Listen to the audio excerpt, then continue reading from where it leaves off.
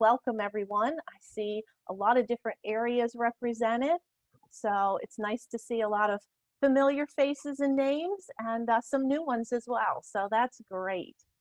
I appreciate you all choosing to spend your afternoon with me. There's a lot of really interesting sessions. I saw a couple during this time that I would also like to attend. So I hope that you get a lot out of this, and I thank you for choosing this session. So I guess we'll go ahead and get started. It doesn't look like anybody new is coming in.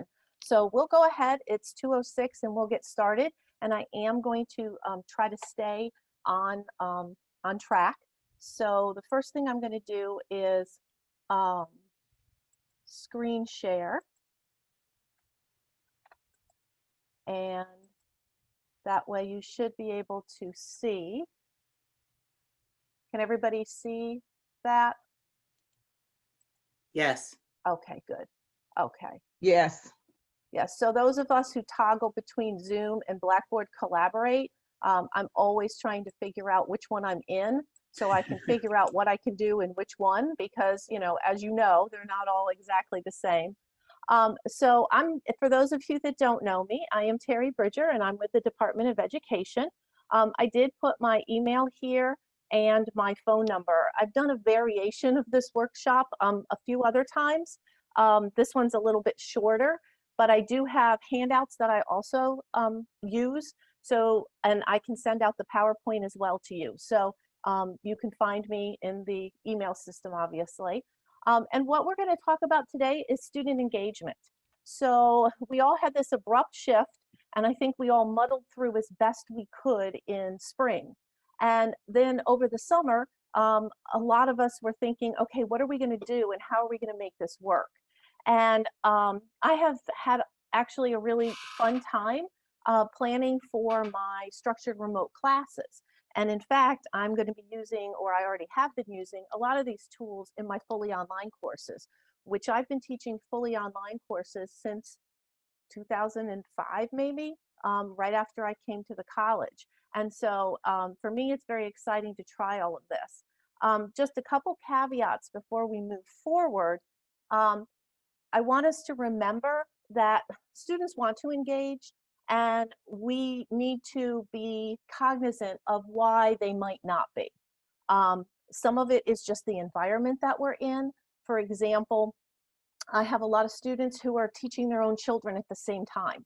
And so there's a lot of noise going on, or they don't have a desk to work at. I do teach middle college for the middle college education program. And a lot of my high schoolers, they're sharing laptops with their siblings, or they're sharing so much bandwidth that they fall in and out during class. So I want us to remember that even if we are talking to a bunch of black screens, think about it as if you're an actor and you're on stage and there's the bright lights and there's lots of people out there, but you can't really see them because they're hidden behind those bright lights. So remember to always talk to the students. Most of them are paying attention. Most of them want to be connected. And we do need to kind of make sure that we are giving them multiple ways to engage and taking them for what they are. And where they are.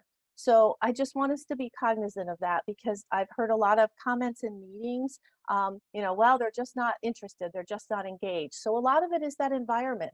They're as engaged as they can be, or they're not that engaged because maybe we're not giving them those opportunities for engagement. And so that's the piece I really want to talk to today about what we can do to make the students want to be engaged. And again, knowing that sometimes it's not going to work because their bandwidth doesn't allow it, or they're just not able to do it. So again, providing those multiple ways of engagement, I think are really good. So I've got this on my second screen. Here we go. So what I want to do is run through some tools that you can use, and you can embed these whether you're using Zoom or Blackboard Collaborate. You can embed them in your PowerPoints, or you can take the students out to these sites, or you can import the information into your site. And the first one is called Screencastomatic. And this is a place to make videos. And what I'm going to do is take you to it. And let me screen share this. All right. So this is my account on Screencastomatic. They do have a free version. And the person I took this workshop from in the spring was from Maryland Online. She's been doing videos for like 15 years or 10 years or something. She has hundreds of videos, and she said she's never paid for the version. It's about $19 a year, so it's not expensive.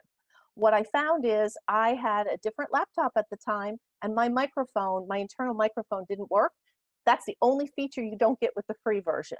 So I ended up paying for the version.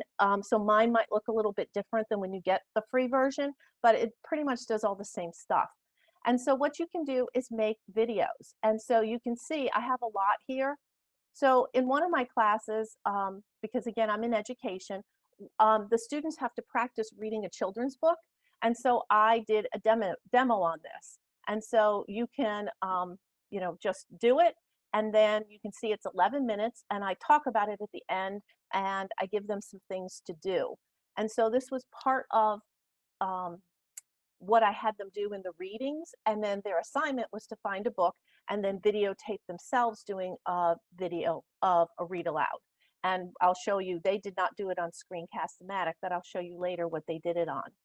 So you can do that to enhance or to demonstrate things and then embed them in your classes. The other thing I'm going to do, and I'll show you this one, is I use this for grading very complex assignments. So my students have to do lesson plans and unit plans. And so I have a checklist that I fill out, and I give them lots of feedback. And so the first time, that's what I do. I just give them the feedback. If they resubmit it and I still feel like they're lost, then I also do a video. And so what I do is I toggle between this and their actual lesson plan that they've submitted in Blackboard in the gradebook. And I show them exactly where they've had problems and what they need to do. And I felt that this was not really going to be useful.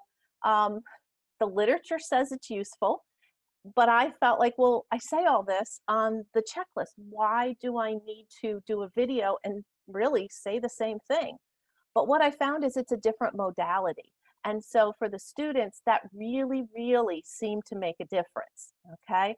And so that's one of the things I've really found is, again, you cannot do this for every assignment. You'd go insane.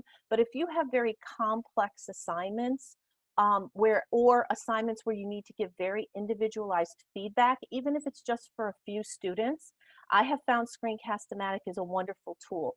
The students love it. They all were able to take that feedback and then reformat their lessons to be exactly what they needed to be. And I really feel like in a face-to-face classroom, they would be getting all of that, but we didn't have that. And so this is the next best thing, and that it did really, really help them. I asked students if they liked it, because they do take time to produce. And my students said, oh my gosh, yes. And one of the things is they also found that it made that connection to me because I was talking directly to them. What we do know about videos in class is using one from an outside source like YouTube is the lowest level of learning.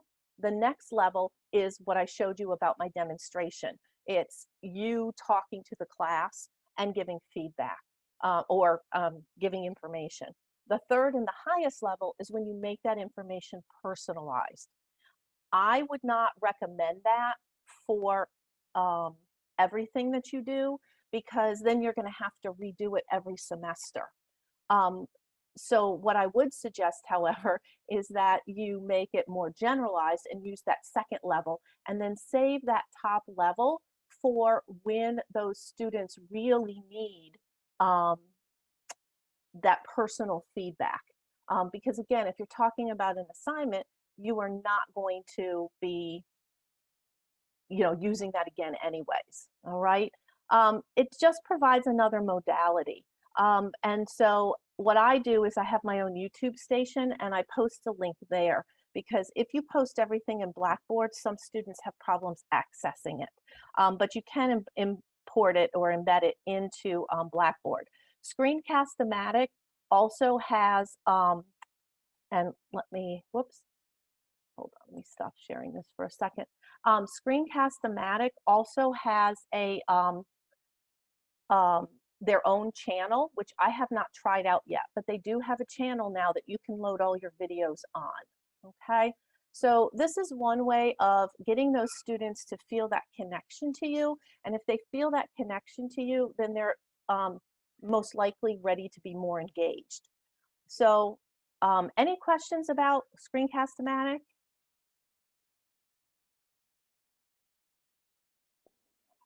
Hi, Terry. Yes, hi Kendra. So you mentioned that it takes a bit to produce. Can you expand upon that a little more? Sure. Let me get out of this. Hold on. Let me pull it back up. So it's pretty easy. It takes more time than if you were going to you know, write, I guess, for me, it takes less time than if I was doing a PowerPoint, okay? Which I think take an incredible amount of time, but it does take time. And so for me, I really wanted to take the content that I really thought they needed. So one of the things that I did was I did like a class welcome. And so my students see me welcoming them to the class, and I embed that in my opening announcement. I did things on lesson planning for each part of the lesson because I felt that those were things that they needed that extra modality in. You can use these in place of what you might do in class as a lecture. In other words, put it up, have them read it, and then do something with it, or you can use it, you know, sort of in addition. I think out of all the video casting platforms, I think Screencast-O-Matic is the easiest to use. And so you don't have to make sure that you're perfect. The students don't mind if you say if you stop and think, if you say, oh, wait a minute, I misspoke, let me go back. Don't make these perfect. These are not professional videos. And so I think, you know, when I say it takes a lot of time, I think it's the personal ones that take more time. The other ones, I just kind of write out a couple bullets of what I want to say. And then just like I would say it in a classroom, I just say it on the screen. And so again, they're not perfect. Some of them I don't ever want to go back and look at again, but you know, that's their purpose. And so I think it makes it more authentic for the students. Now, if I, you know, had some terrible error in it, then I might go back and re-record it. But once you have them done, you can use them semester after semester. So it just takes a little planning, I guess, is maybe more what I meant than time, because I don't think it takes more time to do a recording than it does to do a PowerPoint. So I hope that answers your question. Absolutely. Thanks so much. Okay. Anything else before we move on? One quick one, Sure. Terry. So you use Screencast-O-Matic and you make the little video, and Yep. then you store it, or you download it, or you store it someplace. Is that it? You can either store it on your computer or you can store it in Screencast-O-Matic. They do take up quite a bit of room, so I store it in Screencast-O-Matic, which is what you can see, all of these, and then I can pull them out. So for example, if I go here, I can copy a link, and then I could embed this in wherever I wanted to, in my Blackboard class or wherever. The other thing you could do is copy the link, and then I set it up in my YouTube channel, and then students can go there. What I've wanted to do is to try to do it under their Screencast-O-Matic channel, and I just haven't had a chance to try that out yet. So I would say, unless you have a lot of storage space on your computer, I wouldn't store these on your computer. It does take up quite a bit of room. Thank you. Mm-hmm. Okay, let's go on. Let me go backwards. I went forwards here. Okay, so let's move to Flipgrid. Okay, so Flipgrid is another really good tool, and I'll show you that in a minute. And Flipgrid is really a discussion board. It's a way of letting students do discussions through video. And so I've used it for discussion boards, and the first couple times I've tried it out, I have let students choose whether to do a traditional discussion board in Blackboard or to do a video on Flipgrid.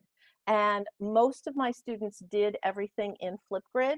I had a few that really, didn't want their face on camera, were a little leery, or they don't have cameras. So I have left that opening for them, or that option for them, to do it in the traditional discussion board if they want. So when I set up a Flipgrid discussion board, I put it in my regular discussion board in Blackboard, and then I give them the link to the discussion board in Flipgrid. You can limit it. So the first time I really had no idea, and I limited it to 5 minutes. And 5 minutes was a lot of time. Most of them didn't use it, which was fine. And so you can kind of put parameters on it if you choose, and then students can respond. Okay? The other thing I started doing after the first time is I reminded students that don't want to show their face on camera that they can cover their face, they can cover it with an emoji, or they can use an avatar. And so a lot of my students like to do that. They're into videos, they're into video game, they're on Twitter, they're on Instagram, they're on TikTok. So for them, a lot of them didn't mind doing it. In fact, they enjoyed it. For me, I found it makes some of my boring topics a little more interesting. And what I'm going to show you is from my TED 2000 class. And this class is Foundations of Education. And I took it over when one of our department members retired. So I had never ever taught the class before.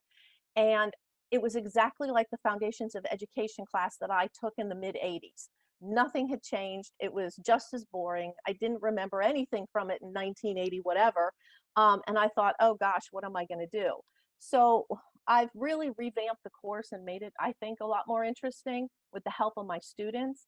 But one of the things we do have to teach is the history of education and the philosophies of education. And there's not really a fun way of teaching that. So what I did is I taught it to them in a traditional way, and then I gave them their assignment, which was to use Flipgrid. So let me get this up for you. Nearpod, hold on, I gotta find Flipgrid.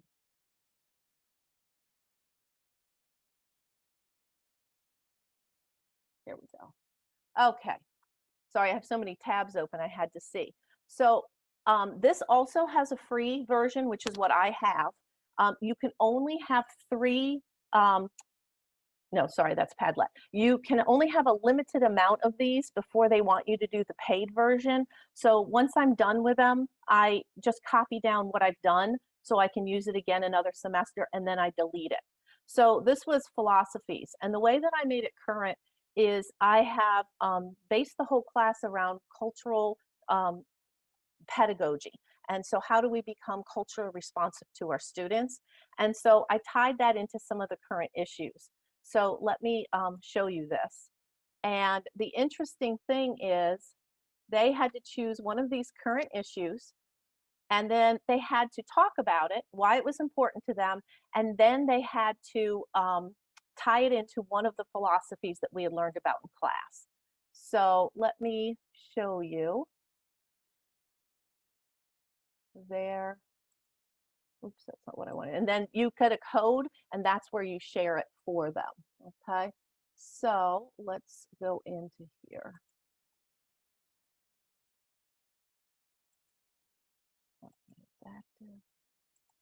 There we go. Okay, so some of them are going to be very, very just, here's what it is and here's what I'm doing. But then I had some that were extremely creative.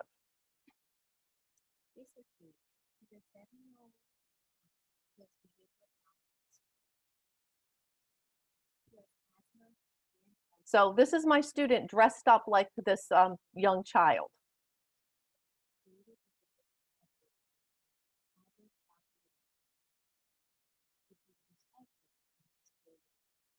Okay, and then she goes through.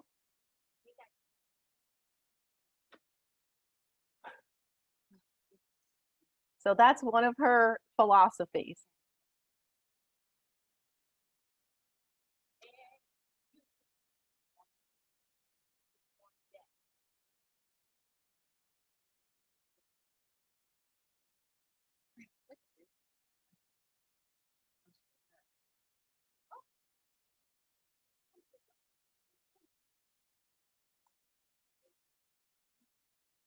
So she goes through and she actually, they only had to pick one. She actually picked 5 different philosophies and she did like a minute on each one. And so she had 120 views on her video from my class of 24 students. So you never get that in a regular discussion board. And then you can also have them make their own responses. And so that's what Flipgrid is. It's literally just setting it up so that students can respond this way. And so, like I said, I have found that it's very interesting for students. They really have warmed to it, and they really can show a lot more of themselves and of their knowledge of the content. So again, I use it to make boring topics a little more interesting, but it also provides that another modality to show their knowledge.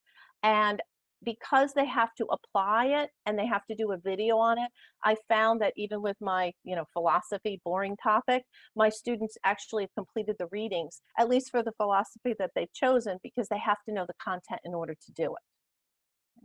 And again, this has free and paid. So questions about Flipgrid? Go ahead, Gwendolyn. Hi, the question I have, it sounds very interesting. Now, are the directions very user-friendly when you go on the site? Does it walk you through step by step how you actually create it? Yeah, I mean, it's pretty simple. You basically go in and you just set up your discussion board like you would do it in Blackboard, and then it gives you a link to give to the students. So here's where I put it in my class. Hold on, and I'll share it with you.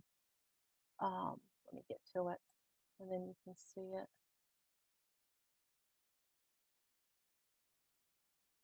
Okay. Okay, so this was for Module 6. And so I just said you're going to make a video using Flipgrid, the link's below, and they just had to click right on it. And then when you set it up, you put in @students.pgcc.edu, and then it lets all your students in. Otherwise, you can load in their actual email addresses, but you don't need to. It's a lot easier to just do it that way. And so it just tells you to do that, and it gives you the options for which to do it. It's pretty easy. And so here, I just told them if they, had a problem, then they could post here. Otherwise, I really wanted them to post in Flipgrid.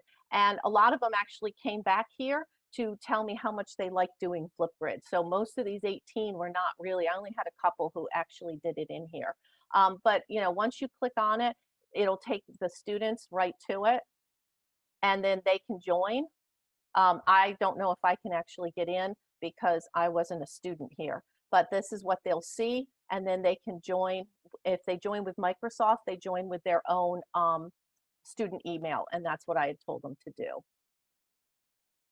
So most of these are have lots of tutorials for you to be able to do.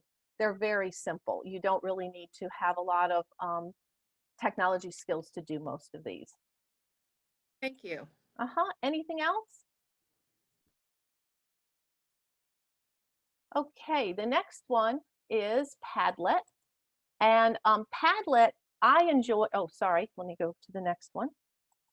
Padlet, I really enjoy because in my face-to-face classes, I do a lot where I put categories up on the walls, and then I give them Post-it notes or index cards, but usually Post-it notes, something sticky, and they either work on their own or in pairs or groups, and they come up with scenarios or definitions or topics or whatever, and then they can go and post them all over the room for wherever it goes.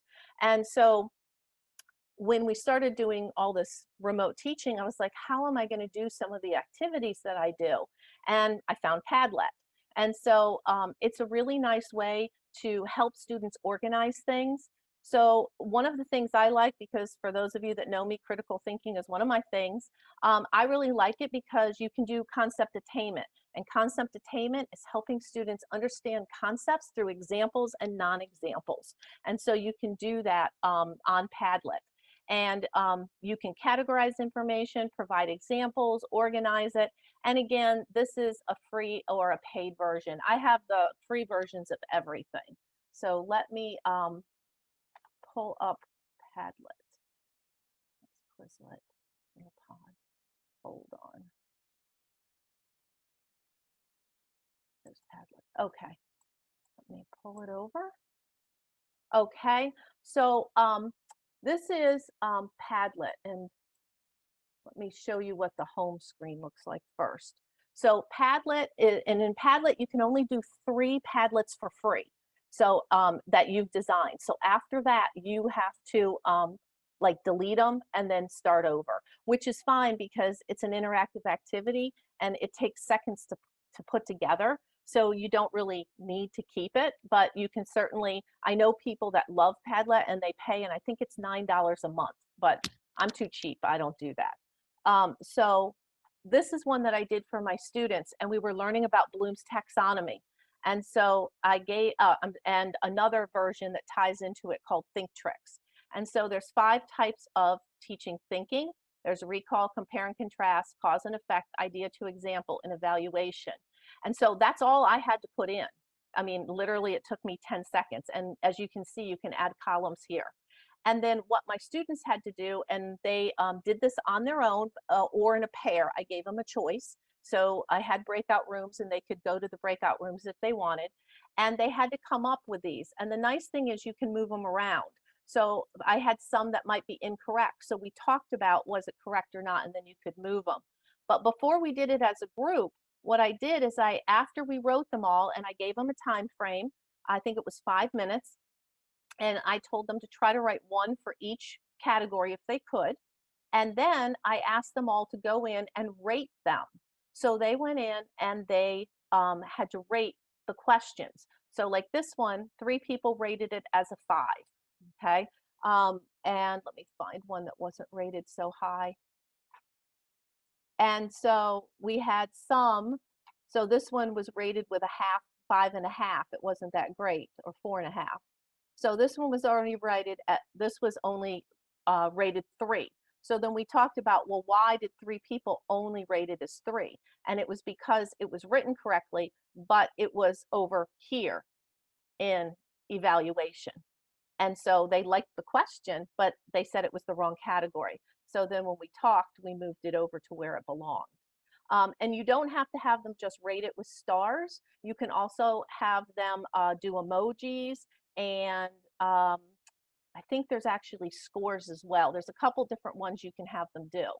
So it's just a fun way to get them to start thinking a little bit differently in terms of the content.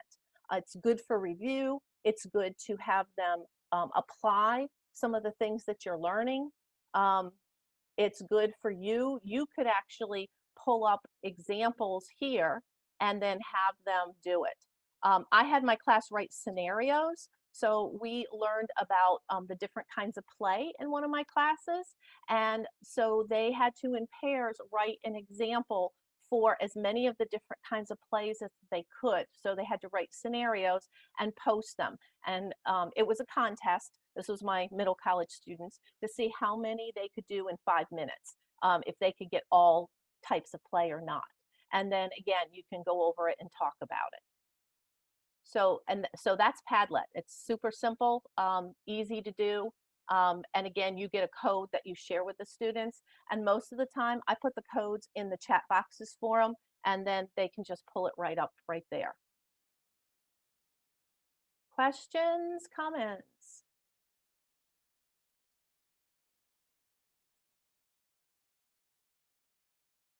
Okay. All right, I have a couple more. Nearpod, and Nearpod is actually an app, and students use it and answer it on their phones. And so students like it a lot. It's a little babyish. It is a K-12 mostly used, but since the pandemic, many of us in higher ed are using it. If you're familiar with Kahoots, it's a little bit like Kahoots, but I like Nearpod better. It's not quite as babyish, and it's a little simpler. It's more intuitive in terms of how to use it. And so the students just have to download the app on their phone. It takes up very little space. And then you can actually set up interactive lessons. And I'll show you, I put this PowerPoint in it as a lesson to show you what it would look like. You can play competitive games for review. It's very babyish, but even my adult students like it. It's not just my high schoolers. And you can do it for review or for checking for understanding. You can also use polls. And again, it's free or paid. And I want to say it's like $49 a year or something like that. But I, again, only have the free version. So here is what Nearpod looks like. So when you go in, you go into your group, and I think I have 2 accounts, because when I went into my one under PGCC, I only had a few things, and I have a whole lot more. So I think I have a second account under my personal one. And I find that that's been true for several of these, as I set them up for my personal use, and then I ended up using them for PG and didn't want to use my personal email, so I set up another account. So what happens in here, this was a game that I did with my students. And so it sets it up like this. It's got this music that's quite annoying. And then it gives them questions, and they have to do it. So if you click on it, it gives them the answer. If it's not right, this is the preview, so it's not going to do it. Then if it's wrong, they have to keep guessing. And so what happens when you look at it is you can see what they're doing. Let me go back to my library here. So let me go. You can go to their library, and they have tons of things here that you can pull up. And they do, it only says high school here, but if you go under other, you'll see a lot of things for higher ed, because like I said, higher ed is using it a lot. And let's see if I can find one that'll just show you what the game is. I saw it before. Okay, so this is Time to Climb. So this is one of the games. And so let's just see. Okay, so this is an image-based quiz. It pulls it up. And then it's about the activity. So it tells you how to set it up. And they're racing, so they take polls, and they can say this. They select it. So this is a poll here. If you do it as a quiz, you climb up the hill. And so whoever gets up the hill faster, so the faster you write or the faster you answer it correctly, the more points you get and the higher up you go. So you can, let me go to my library. So you can use it. I use it a lot just for the games as a review, let's say for a midterm, or I used it for the, maybe you can see how you do it here. Okay, so Time to Climb was the one that I did.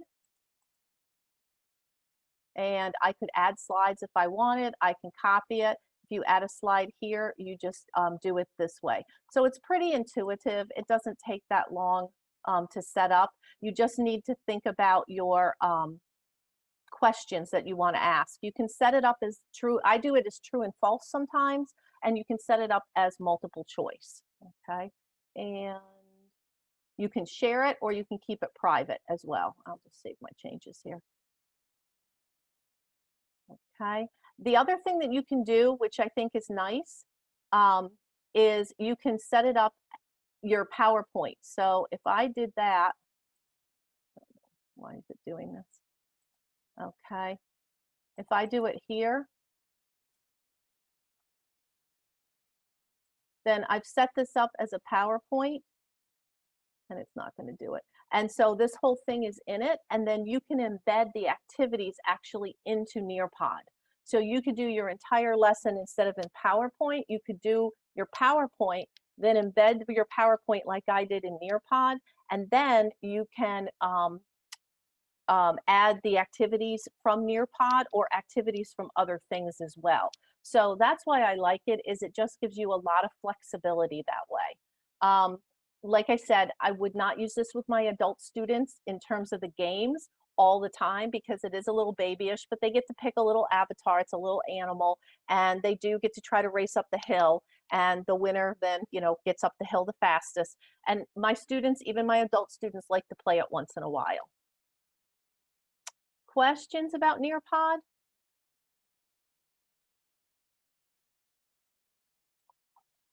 Okay, and all of these things are ways of getting your students involved. Some of them, it's involved on their own on the back end. So you might want them to do this for studying. You might want them to do it like a discussion board after class. And some of it, you want to do it in class. So I feel like you really want to think about all the different parts of your course that you want students to become engaged in, because we don't want to have our classes be very interactive and then our assignments maybe only speak to one modality. And this does give us some options. The next one is Quizlet. Oops, sorry. And in Quizlet, you can make your own quizzes and you can make your own flashcards. And so it's nice in that the students can also participate. So I've done it where I've had the students work in groups and make flashcards for different content areas. And that way they're reviewing the information, but also they are then sharing that information with everybody else. I would just encourage you to check it, because you don't want somebody using a PowerPoint or using a flashcard that's incorrect. So I pulled up this one for you. And again, I have the free version of this. So this one is not one that I made. I don't teach fishery operations, but I picked it because it shows you all the different things that you can do. So you can do flashcards. So there's the term, and then here's the term, and then you hit it here and it gives you the answer. So you can set these up for students, or you can have students set them up. And then you can see it's got 123 of them. So then you can go to learn, and you have to answer in this one every term correctly twice to finish. And so there's 123, okay? And so here, I wouldn't know the answer, but I can guess. And it says, study this one because you didn't know, okay? So that's kind of nice for students. And again, that's all free for them.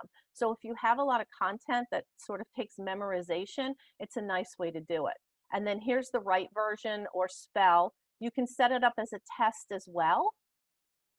And this one, so this is how they did it. So after you study those 123 flashcards, then you could come and take a test here. And then you have the option of getting their answers, or it can be self-correcting. You can have them print the test out, or you can print the test out. So it does have a lot of different options here. And then the other thing you can do is matching, okay? So then you have to drag them in order to make them disappear, okay? And it does time you. So, you know, I don't know any of this, so I'm just guessing here. So, okay, I got one right. So that's wrong. So that's how you do it. So it's got a lot of versatility. It's a nice study tool for students, but it's also fun to use in class, especially if you time it. And then students can just go in and take the quiz or play the game. And so I've used it where I've done a bunch of these different things where they'll help make the flashcards, and then I kind of fill in some of the gaps, and then they study them on their own. And then either during the week, I give them a practice quiz or a matching or whatever, or I wait till the next time I meet with them, and then they come in and do it in class. So there's just a lot of different things you can do in here. Any questions about Quizlet? Terry, this is Raymond. I Sure. have attempted to use Quizlet for a review session I wanted to do. Is there a way to just create a quiz without creating flashcards? I had it kept prompting me to create flashcards, as opposed to like just creating a quiz or a sample quiz? I think you have to have the paid version to only do a quiz. I think if you have the free version, then you have to do the flashcards first. But I'll tell you what I did is I made like 2 flashcards, and I didn't really do flashcards. I put directions front and back, and then I did the quiz. So that would be a workaround if you didn't want to have the paid version. Is Clever. just, Thank you so much. yeah, just use the flashcards as you see fit. So use directions, or I explained, you know, what the time would be and that sort of thing. But I think just to do the quiz, I think you have to have the paid version. Terry, Perfect, thank you. this is Malak. I have 2 questions for you. Sure. Can you save, like, if you have that question with Quizlet, I think it's a wonderful, great resources that I'm seeing here, especially for nursing. Can you save it as a free version, and time after time, can you use it? Yes. Second question, is there any way you can send us a PowerPoint slide anytime you can share with us? Yes. My email was on the first slide, and I'll put that back up at the end. But it's just, you know, Terry Bridger. If you put it in I know, no worries. system, just email me and I'll send this out. They just said because they weren't taking registrations for the individual sessions, we didn't know who was going to be in our session. So they told us not to do handouts. So, but I'm happy to send this to you.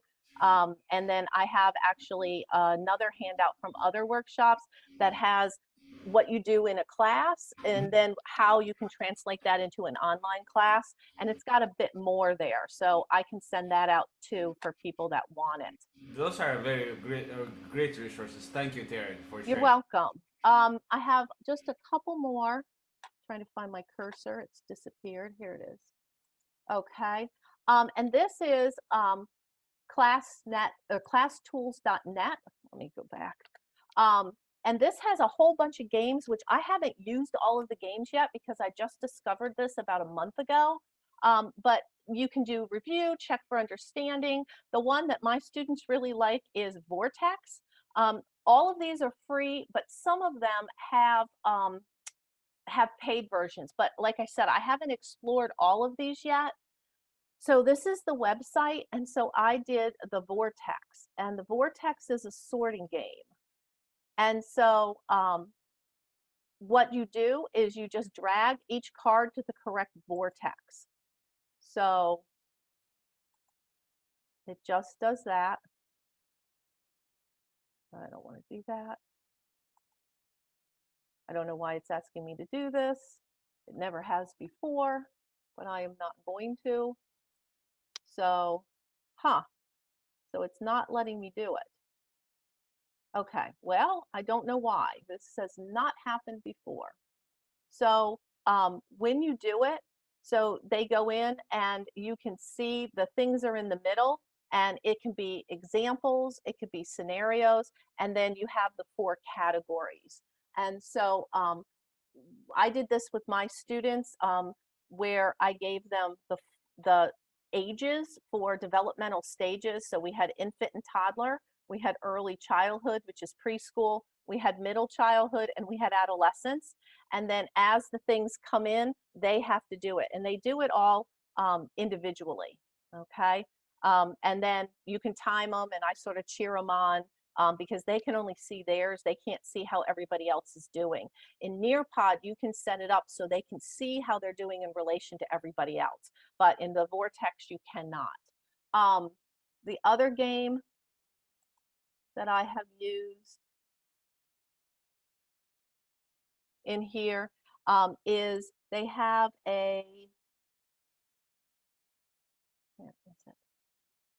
so they have all of these, as you can see. They have a fake news right here. It's a breaking news generator, so the students can create a news flash.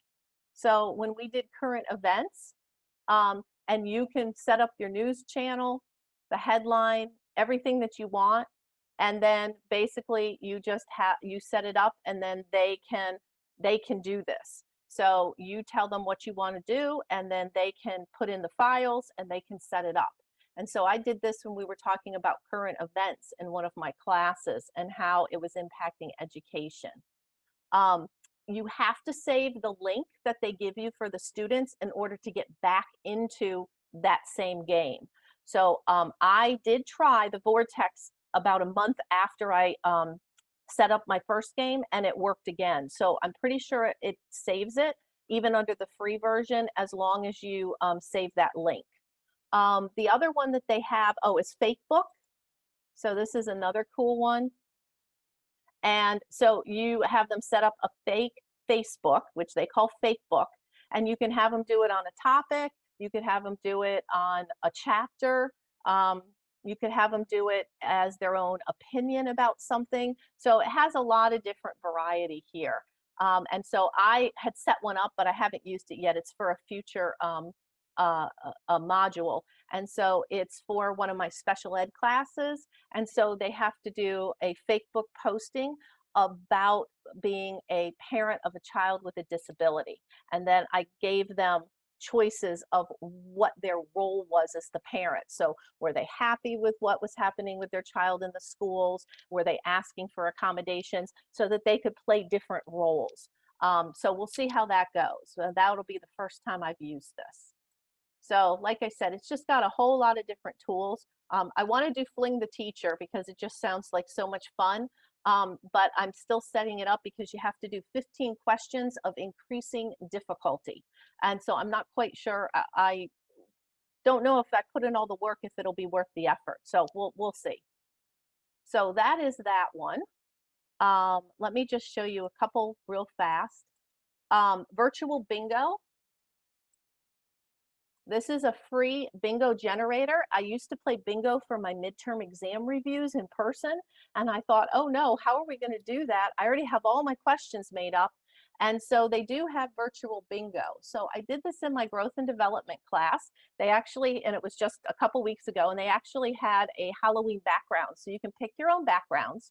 And the way that I do it is I put down the categories and I do a whole bunch of them, and then it'll randomly generate it. So not everybody has the same card. So you can set it up so that you would only have the same amount of items as there is spaces, and you don't have to use a free space, but you can if you want to. So you can set it up how you want to do that. You can put in answers, you could put in, questions, however you want to do it. So what I do is I have probably about 20 different cards get produced. And then I have questions or scenarios, and they have to pick. And so they don't have all the answers. And then we just play until somebody gets bingo. We go over all the answers, and then usually we play 2 or 3 games. And again, I feel like it's a good review. My adult students like it. My high schoolers would play it every week if I let them. And so again, as long as you keep your link, you can go back and use it for at least several months, because I did some in the summer and it worked as well. So that is a virtual bingo. And then the other things I just wanted to remind you of is we do have tools in Blackboard Collaborate. So remember to ask students to participate. It doesn't matter if they're participating in chat or if they're participating with their mics on and their cameras off, or vice versa, or with both on. We just want them to get involved.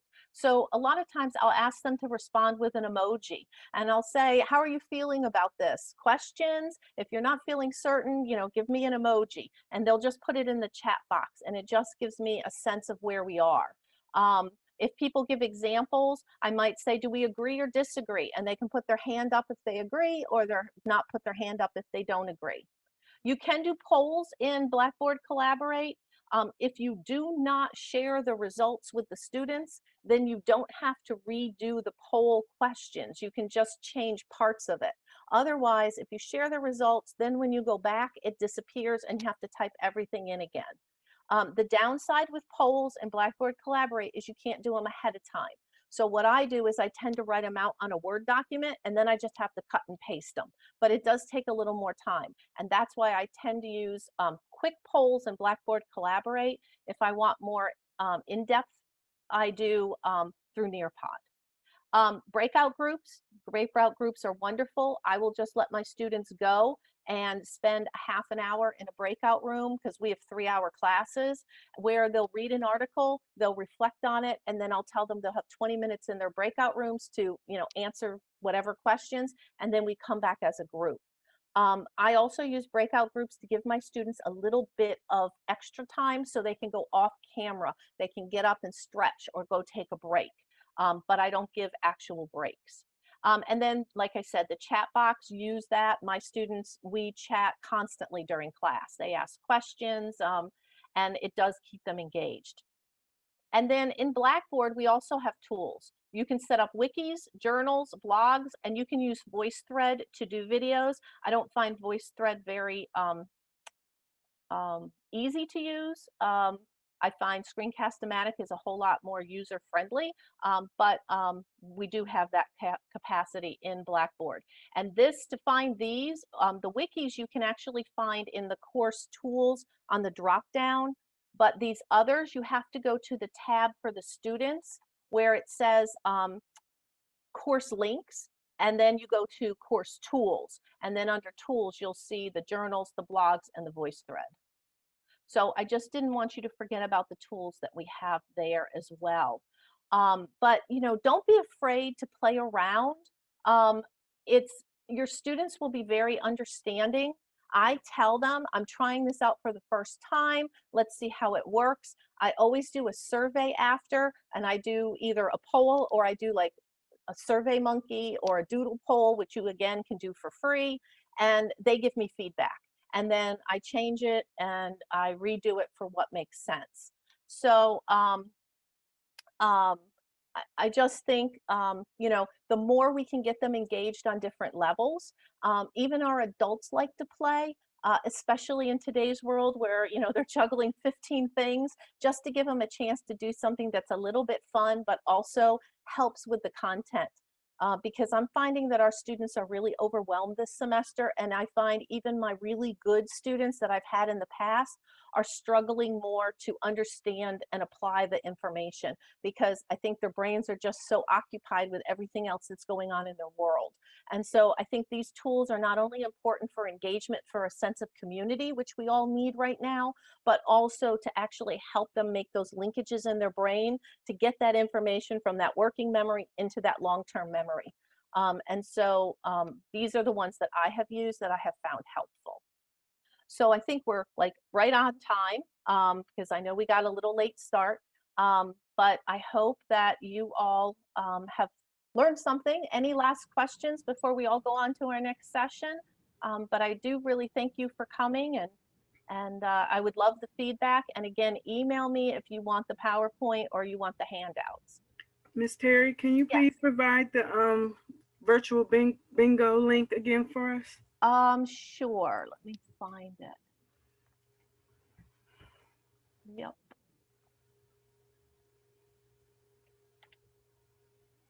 All right, there it is. And again, just email me and I'll send you the PowerPoint, and then you'll have everything there.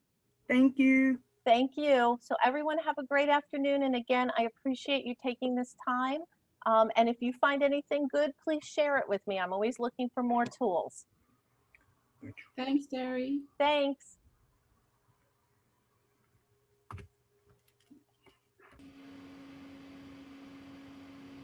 You did a great job. Thank you. Thank you. Thanks for coming. Thank you, Terry. Thank you. Thanks for coming. Thanks for the resources. You're welcome. Thank you. Let me know how they work out, everyone. I'll show you a couple of stuff that I have. Oh, cool. That would be great. Thank you. I appreciate it.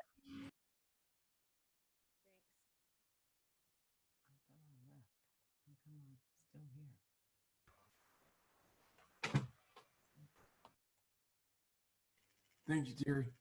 Thanks, Peter. Thanks for coming. Oh, you're welcome. You take care. You too. Thanks.